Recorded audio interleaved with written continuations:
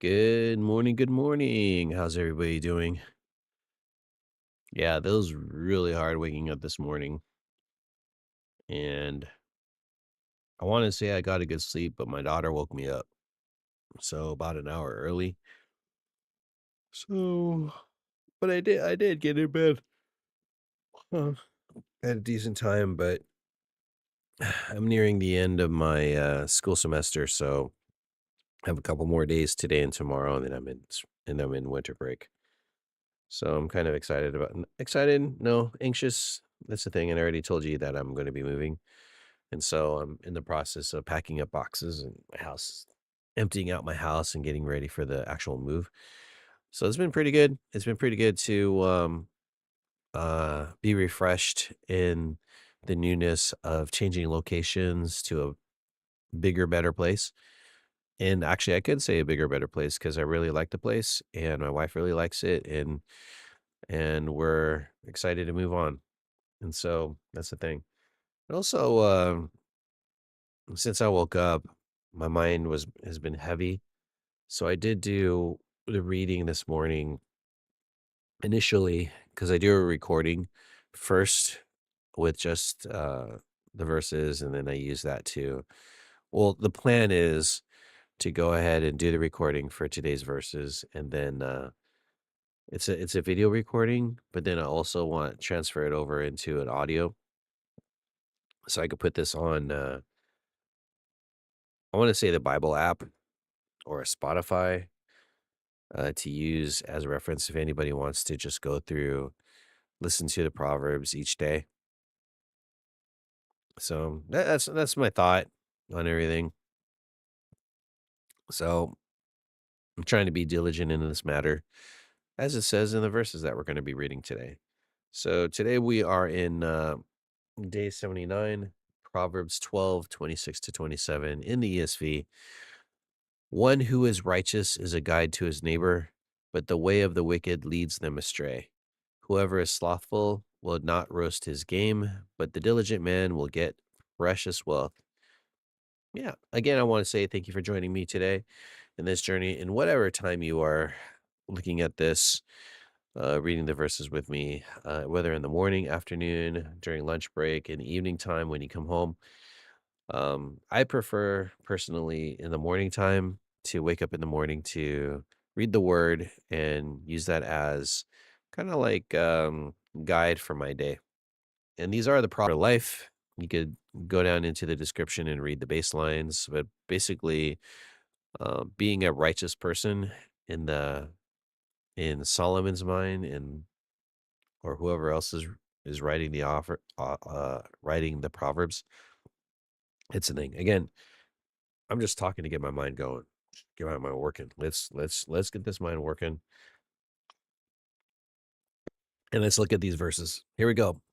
One who is righteous. I'll do my highlights. One who is righteous is a guide to his neighbor. The way of the wicked leads them astray. Whoever is slothful will not, oops, will not roast his game.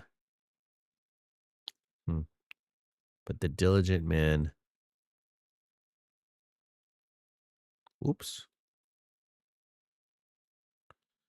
the diligent men will get precious wealth. All right. So again, if you know anything about the righteous person from the past, the righteous person is someone who is dependable, works really hard, and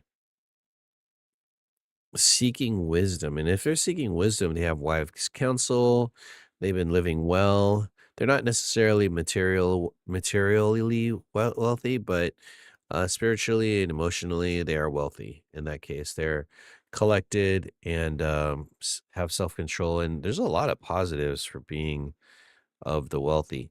Wealthy of the righteous, and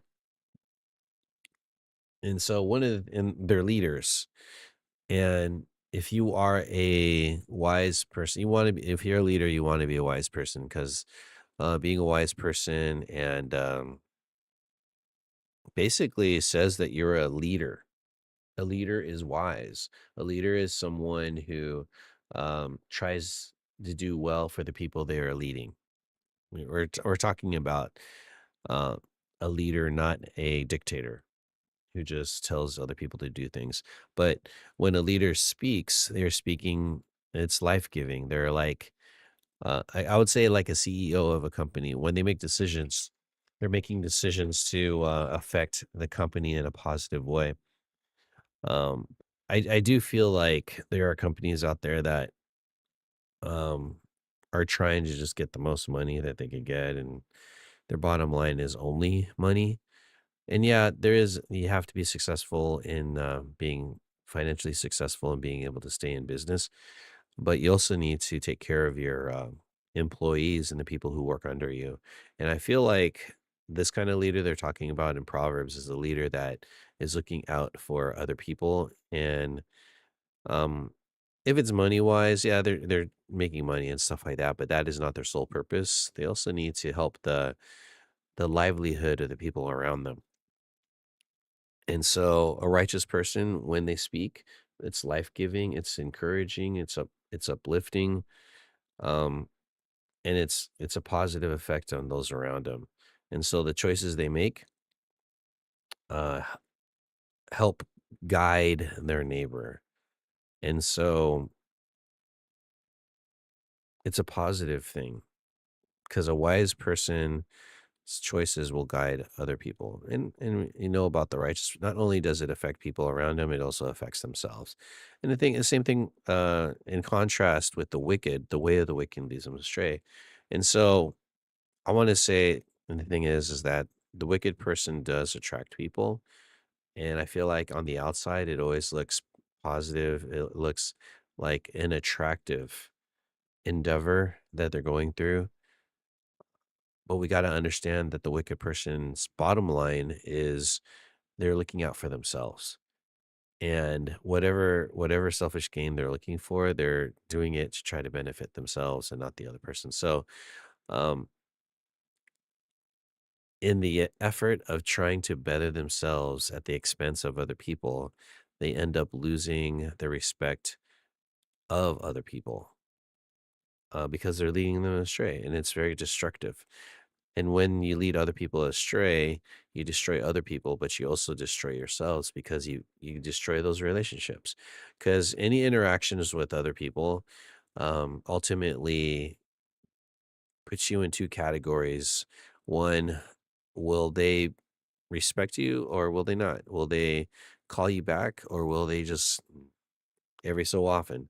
And so, and the wicked leader, I guess would say, would be the one where their employees begrudgingly go to work because they need the money or something like that. It's not because they appreciate and respect what the leadership is doing. They're actually it. It's not a good look. And I'm trying to compare it if the wicked person was a CEO. The CEO would end up firing you at the end if they don't need you anymore.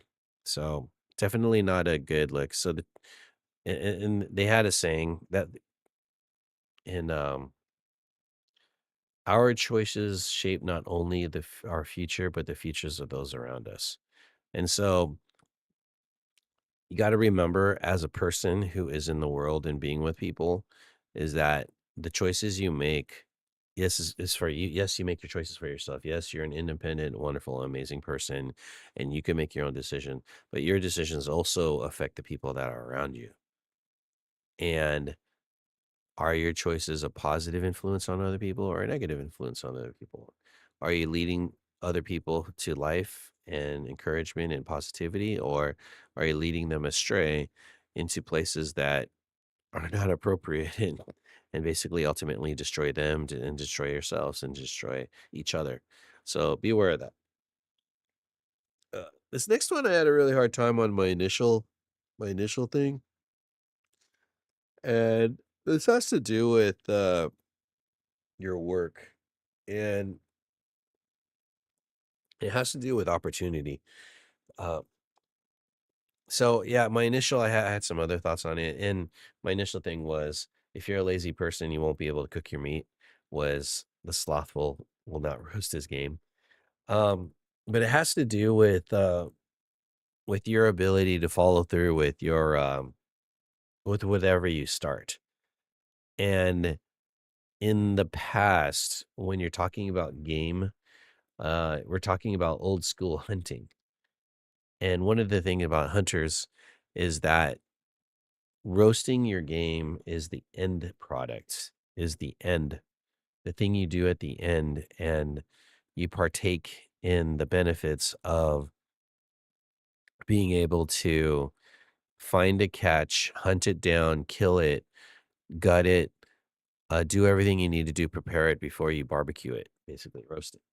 It's like there's a whole process involved, and one of the things about the slothful person is that he doesn't follow through. He doesn't complete what he started, and actually that's near and dear to my heart.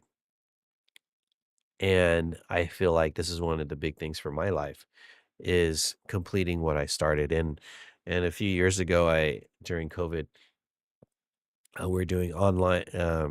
My wife and I decided that I go ahead and spend a few $1,000s to try to get a better situation in my job. And I passed those classes. I took some classes, and the classes I was taking were get trying to get my um, administrative service credential, meaning possibility of becoming a principal. And so I thought one of the things I wanted to do was to work with adults to help them to become better teachers themselves. And and right now I'm still forming my own pedagogy or my own pedagogy. Is that the word to say? My own values for teaching. And as I'm forming those, how do I instill upon teachers that idea? Um, and to help the profession go further. So actually, right now I'm thinking about it, and I'm like, I haven't thought about it in a minute. And so it's been a few years, and I have still haven't completed the task of being administrator. And so I think I myself am afraid, and think maybe this is what a slothful person thinks is I'm not lazy because I'm not diligent in the matters of the way I work. I think it's because of fear of the future of changing things and what am I willing to give up so that I could go ahead and complete the task that I'm trying to get to. That's what I'm thinking. And so in a sense I'm that slothful person because I'm not benefiting from what I started yet. And I have to finish that. I have to finish meeting with others to there's a couple of tasks that I have to do to get to the point of getting at least my initial preliminary administrative service credential where I finish the tests and the tests require me working with other people. And so and meeting with them and trying trying for that. And so I know what I have to do. I even chat GPT the whole process in which to do it. By the way, I will recommend using ChatGPT to help organize your thoughts. If you are not good at being organized, you could upload PDFs, Word documents, and stuff like that, especially like the requirements for said administrative credential that I'm trying to get to. And chat will go ahead and like, what do you call it? Organize it for you so you could efficiently do it. So I literally have a 15-week process in which I could finish one of my tests. Or was it a 2 month? I think it's a 2 month process that I could finish one of my tests. I do have to write things and everything, and but I don't know.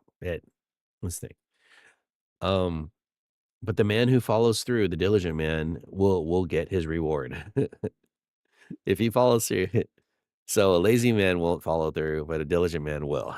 He will follow through and he will reap what he has sowed and he will get it. And so that's where I am in my life. I guess I guess on a takeaway for these verses is the first verse 26 is, are you making choices that are good for you and good for other people in a positive way? Are you doing that? Because God wants you to do that. God wants you to make good choices that will be beneficial to all, especially yourself. Again, you want to take care of yourself first so that you can take care of other people. But I'm not, but we're always constantly taking care of ourselves. So there's never a time where you feel like I'm ready. You just have to kind of just go for it. And that leads to 27. Like you kind of just have to do it. Like, don't be afraid. Just do it. Um, like for instance, I believe that everybody should be discipling other people, meeting with other people to live life with other people. I think that's the Great Commission is to go out there and be a discipler, to disciple other people. And you could do that really, really soon after. I guess there's a certain amount of time that you have to have experience of the basics. So I would recommend going over the foundations of a faith, which is, I think there's like 7 or 8 points of what we believe as, I would say Christians, or I would just say followers of Jesus, what we believe as a baseline. And if you, depending on denominations, it shouldn't really matter what denomination you are. If you're following the baseline, you're fine. And the denomination is, if you're a denomination, they have certain traditions that they do, that they feel is part of being a believer. But if you truly are a believer, you follow the baselines, and if you're following the baselines of the faith or the foundations of the faith, yeah, you're good. You're good. And one of them is you're making disciples. If you're not making disciples, I don't believe you're a follower of Jesus. I think you're a leech of Jesus. You're just leeching positivity. You are trying to feel good about yourself. But once you're able to understand that you're supposed to be a discipler, um, you do whatever you can to start trying to meet with people. You could start with people in your congregation. You could start with your own family, like your own children. So, anyways, that's how I feel. You need to follow through. Oh, sorry, the second verse is yeah. Um, a lazy person doesn't follow through, but a diligent person does. And I think that is actually I think I should add that to our baseline, is that a person who is righteous and wise follows through with what the finishes. Oh, that's what it finishes what they started. I think I'm going to end with that. The wise person finishes what they started and is responsible for that. Anyways, hope you'd enjoy this time. Hope you learned something. And I know I did. This is good for me. And thank you for joining me in this journey. And I'll see you guys next time. Peace. Peace.